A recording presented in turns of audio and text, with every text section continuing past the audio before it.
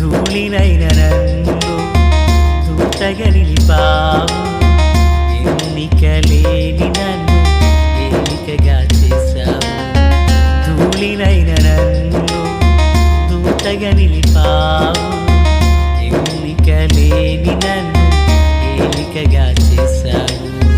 భూమి విరిగి ఫలమిచ్చెను, మేఘమిరిగి వర్షమొచ్చెను. రొట్టె విరిగి వృద్ధి చెందెను, నన్ను విరిచి వాడుకోమయ్యా.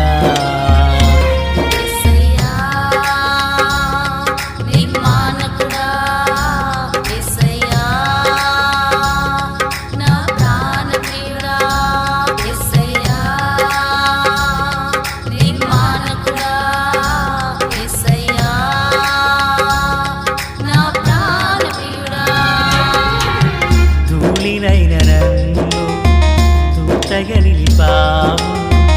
ఎన్నికలేని నన్ను ఏలికగా చేశావు. ధూళినైన నన్ను దూతగా నిలిపావు. ఎన్నికలేని నన్ను ఏలికగా చేశావు. మన ప్రభు అయినటువంటి యేసుక్రీస్తు వారి పరిశుద్ధమైన నామంలో తండ్రి అయిన దేవాది దేవునికి నిత్యము స్తుతియు స్తోత్రములు, మహిమయు ఘనతయు ప్రభావములు యుగయుగములు ప్రభునకి చెల్లునుగాక. ఆత్మీయులారా, బాగున్నారు కదూ? మరో పర్యాయము మనం ఇలాగున కలిసి దేవుని దైవవాక్యమును ధ్యానం చేటుగాను మహాదేవుడు మనకు చూపిన ఈ మంచి తరుణాన్ని బట్టి మనం ప్రభువుని ఎంతగానో స్తుతించి బద్దులమునై ఉన్నాం. దయగలిగిన ఆయన ఆత్మచేత సమభూమి గల దేశమున ప్రభువు మనలను నడిపించునుగాక. ఆమేన్. నేటి దిన వాక్య ధ్యానమై నిర్గమాకాండము 22వ అధ్యాయము. ప్రియులారా, 26వ వచనము మొదలుకొని చివరి మట్టుకు ఉన్న 31 వచనాలను మనము ధ్యానం చేయబోతున్నాం. దాని కొరకైనటువంటి భాగముగా 29వ వచనం, నీ మొదటి సస్యద్రవ్యములను అర్పింప తడవు చేయకూడదు, నీ కుమారులలో జ్యేష్ఠుని నాకర్పింపవలెను. ప్రార్థన. మహాపరిశుద్ధుడా, ప్రేమగల తండ్రి, కృపగల దేవా, స్తోత్రాలు. చదవబడి ఉన్న వాక్య భాగము మీది. వినుచుండిన వారందరూ మీ వారు.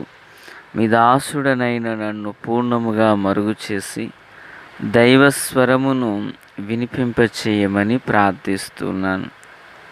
రాకడ కొరకు, రాజ్యం కొరకు సిద్ధపరచువాడా, మీ సన్నిధి, కృపా, కాపుదల, కనికరమును విస్తరింపచేసి ఆలోచన చొప్పునయు నడిపించండి. దేవా, మీ సహాయ హస్తం మా అందరికీ దయచేయండి. ఈ గ్రూప్ నందున్న ప్రియులను, ఈ వర్తమానం వినుచున్న ఆత్మీయులను అందరినీ మీ హస్తాలకు అప్పగించుకొనుచున్నాను. ఉదయకాల వేళ రావలసిన దివ్యమైన కృప అందరి మీదకి రానివ్వండి. యేసు నామములో ఆమేన్. ఆత్మీయులారా, బాగున్నారు కదూ? ఈ వచనాలలో ఎన్నో విషయాలను గూర్చి ప్రభు మాట్లాడుచు, నీ కుమారులలో జ్యేష్ఠుని నాకు ప్రతిష్ఠింపవలెను అని అంటున్నారు. దానికి ముందుగా నీ మొదటి సస్య ద్రవ్యములను అర్పింప తడవు చేయకూడదు అన్నారు. సస్య ద్రవ్యములు అనగా ఏంటి? పర్యాయ భాషలో ఇలాగున ఉన్నది, నీ మొదటి కోతలోను ద్రాక్షారసములోను నైవేద్యాలు అర్పించడానికి ఆలస్యం చేయకూడదు, మీ కొడుకులలో మొదటివాడిని నాకు ప్రతిష్ఠించాలి అన్నారు. అంటే ప్రియులరా, దీని యొక్క భావం ఏంటి? సస్యద్రవ్యములు అనగా మొదటి కోతలో లేదా పంట పొలము తొలిగా కోసినటువంటి ఆ కంకులను నైవేద్యమునకు ఉపయోగించేవారు. దానిని తొలి ఫలమని, ప్రథమ ఫలమని అన్నారు. అదే మనుష్యులుగా ఉండినప్పుడు వారిని మీ కుమారులలో జ్యేష్ఠుని నాకు అర్పింపవలెను, అది ఆలస్యం చేయకూడదు అంటున్నారు. ప్రథమ ఫలము అన్న, తొలి ఫలము అన్న, జ్యేష్ఠ ఫలము అన్న ఒకటే. పదార్థమును ప్రథమ ఫలము, తొలి ఫలము అన్నారు. మనుషులను జ్యేష్ఠ ఫలము అన్నారు. అంత మాత్రమే కాదు, 30వ వచనం, అట్లే ఎద్దులను గొర్రెలను అర్పింపవలెను అన్నారు ప్రభు. 7 దినములు అది దాని తల్లి యొద్ద ఉండవలెను. 8వ దినమున దానిని నాకియ్యవలెను అన్నారు. మీకు గుర్తున్నదా? ఇస్సాకు 8వ దినాన సున్నతి చేయబడ్డాడు కదూ. ప్రియులారా, ధర్మశాస్త్రపు యొక్క ఛాయ ప్రభావం ఎంత గొప్పగా ఉందో. మన ప్రభు అయిన యేసు 8వ దినమున సున్నతి చేయబడ్డారు కదా. 8వ దినాన ప్రభువునకు అర్పించబడ్డారు కదా. విందాము. ఇలాగున జ్యేష్ఠ ఫలము, తొలి ఫలము, ప్రథమ ఫలము ప్రభువునదై ప్రభువునకు ఇయ్యవలసినదిగా ఉండినది. ఎందుకు మనము ఇవ్వాలి? ఇచ్చుట వలన మనకేది ప్రయోజనకరము అనే 2 మాటలు జ్ఞాపకం చేస్తాను. ప్రియులారా, ఎందుకు ప్రథమ ఫలాన్ని ఇవ్వాలి? నేను శారీరకంగా ఒక తండ్రిని, 2 బిడ్డలను కలిగి ఉన్నాను. ఆధ్యాత్మికంగా సంఘ కాపరిని, ఆత్మీయ బిడ్డలను కలిగి ఉన్నాను. ఈ మాటలు వినుచున్న నీవు ఒక తల్లివి, ఒక తండ్రివి అయితే నీవు బహు జాగ్రత్తగా ఈ మాటలు వినాలి. విందాము దేవుని వాక్యం. ఎందుకు నేను కుమారులలో నుండి, ఎద్దులలో నుండి, గొర్రెలలో నుండి ప్రథమ ఫలం నేను ఇవ్వాలి అంటే చూద్దాం. 31వ వచనం, మీరు నాకు ప్రతిష్ఠింపబడిన వారు గనుక అంటారు. అంటే ఇశ్రాయేలు ఎవరు? దేవునికి ప్రతిష్ఠ చేయబడిన వారు. ఇశ్రాయేలు నా ముద్దు బిడ్డ అంటారు ప్రభు. ఇశ్రాయేలు గ్రద్ద తన రెక్కల మీద మోసినట్లుగా నేను నిన్ను మోసాను అంటారు ప్రభు. దేవునికి మహిమ కలుగునుగాక. ప్రియులారా, ప్రభువు మనకు ప్రేమను కనుపరిచారు. మనుషుడు ప్రతిగా ప్రభువునకు ప్రతిష్ఠించబడినవాడు. చూడండి, పాత నిబంధన మొదలుకుని నూతన నిబంధన వరకు ప్రతిష్ఠత దేవునికి వారికిని నిత్య నిబంధనలో నిలిచిండిన అంశము. దేవునికి స్తోత్రం. ప్రియులరా, నిర్గమాకాండము 19వ అధ్యాయము 5, 6 వచనాలను మనం చూస్తే, కాగా మీరు నా మాట శ్రద్ధగా విని నా నిబంధన అనుసరించి నడిచిన యెడల మీరు సమస్త దేశ జనులలో నాకు స్వకీయ సంపాద్యమగుదురు అన్నారు ప్రభు. అంటే సమస్త దేశాలలో మీరు ఎక్కడుండినా నా సంపాద్యము, నా స్వకీయ సంపాద్యము. అంటే ప్రతిష్ఠించబడిన వారు, ప్రతిష్ఠించబడిన ఒక కుటుంబము.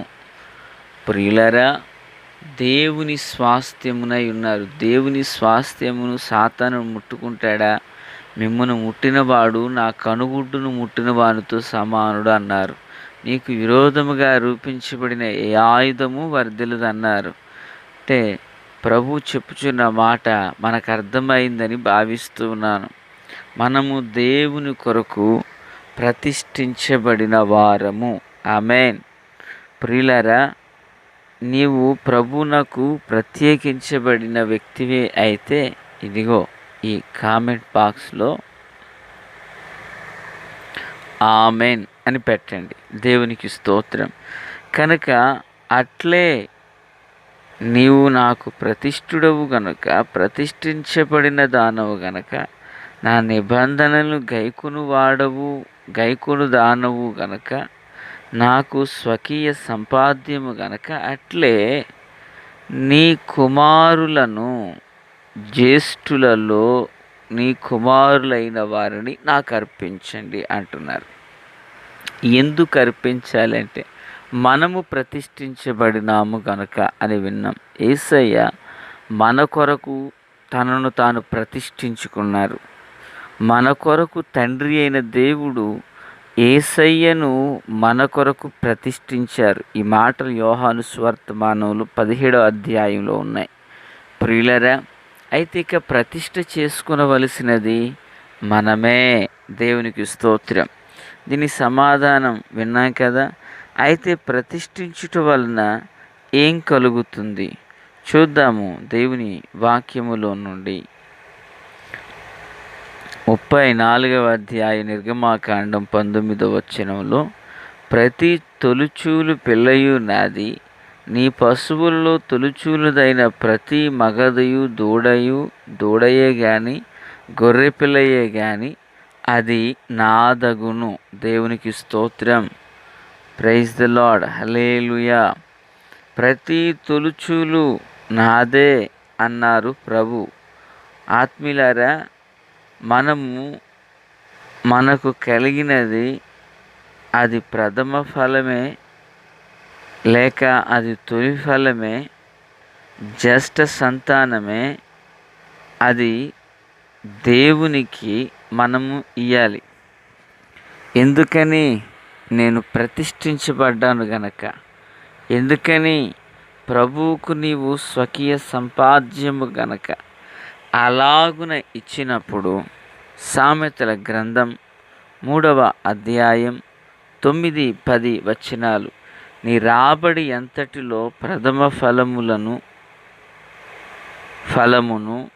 నీ ఆస్తిలో భాగమును ఇచ్చి యెహోవాను ఘనపరచుము.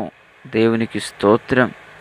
అలాగున ఇచ్చినప్పుడు అప్పుడు నీ కొట్లలో ధాన్యమును సమృద్ధిగా నుండును, నీ గానుగలలో నుండి క్రొత్త ద్రాక్షారసము పైకి పొరలి పారును. ప్రియులరా, విన్నారు కదా. జ్యేష్ఠమైనవి తొలి ఫలములను మనము ప్రభువునకిచ్చినప్పుడు ప్రభువు ద్రాక్షారసము తొట్లలో నుండి పొర్లి పారినట్లుగా ఆయన సమృద్ధికరమైన దీవెనలతోనూ సర్వసమృద్ధితోనూ ఆయన నింపేవాడునై ఉన్నారు. దేవునికి స్తోత్రము. ప్రియులరా, ఈరోజు నిజంగా నువ్వు ప్రభువున కొరకు ప్రతిష్ఠించబడిన దేవునికి స్వాస్థ్యమైన బిడ్డవే అయితే నీ ప్రథమ ఫలమును ప్రభువుకిచ్చుట నువ్వు వెనుతీయవు కదా. అబ్రహాము తన ఒక్కడై ఉన్న కుమారుని ప్రభువునకిచ్చుటకు వెనుతీయలేదు గనకనే ఆ ఒక్కనిలో నుండి సముద్రపు ఇసుక రేణువులంత స్వాస్థ్యాన్ని, ఆకాశ నక్షత్రములలోని లెక్కింపశక్యముగానంత విస్తారమైన జనమును ఆ ఒక్కనిలో నుండే ప్రభు తీసుకురాలేదా? ఈరోజు మనము ఇది నేను ప్రభువునకిస్తే అయ్యో నాకేది అని మనం తలస్తాము గనకనే మనము అద్భుతాన్ని చూడలేకపోతున్నాము. ప్రియులరా, హన్నా గుర్తున్నది కదూ. సమూయేలు ప్రథమ ఫలమే కదూ. తరువాత 5 సంతానాన్ని చూడలేదా? సమృద్ధి, కొట్లలో సమృద్ధి, గానుగలో సమృద్ధి చూడలేకపోతున్నామంటే సస్యమైనటువంటి సస్య ద్రవ్యములను అనగా ప్రథమ ఫలాలను ప్రభువుకి ఇవ్వలేని వ్యక్తిగా మనం ఉన్నాం. కనుక ఆత్మీయులారా, ఒక్కసారి వాక్యపు సారాన్ని గ్రహించిన వారుగా మనం ఉండాలి. వాక్యం తెలుసుకోవడం గొప్ప కాదు, వాక్యం బాగుంది అనుకోవడమే కాదు, ఈ వాక్యం ఎంత లోతుగా ఉందా అని మనం సంతోషించడం కాదు. ఇవన్నీ మంచివే. అయితే వీటిలో నుండి వాక్యపు సారం మనమెంతగా అనుసరించి జీవిస్తున్నామనేదే ప్రభు మనకు చూస్తారు. కనుక ప్రథమ ఫలాన్ని ప్రభు నక్కించి కొట్లలోను ద్రాక్ష గానుగులలోను సమృద్ధిని మనము చూచుదుము గాక. తండ్రి దేవా స్తోత్రం. వాక్యం అందరి హృదయాల్లో ఫలభరితం చేసి మేలు చేత నింపి నడిపించండి అయ్యా. మేము కేవలం వినివారము, చదువువారము, తెలుసుకునేవారమునై ఉండక దాన్ని అనుసరించి జీవించేవారిగా చేయండి యేసు నామములో. ఆమేన్. Praise the lord.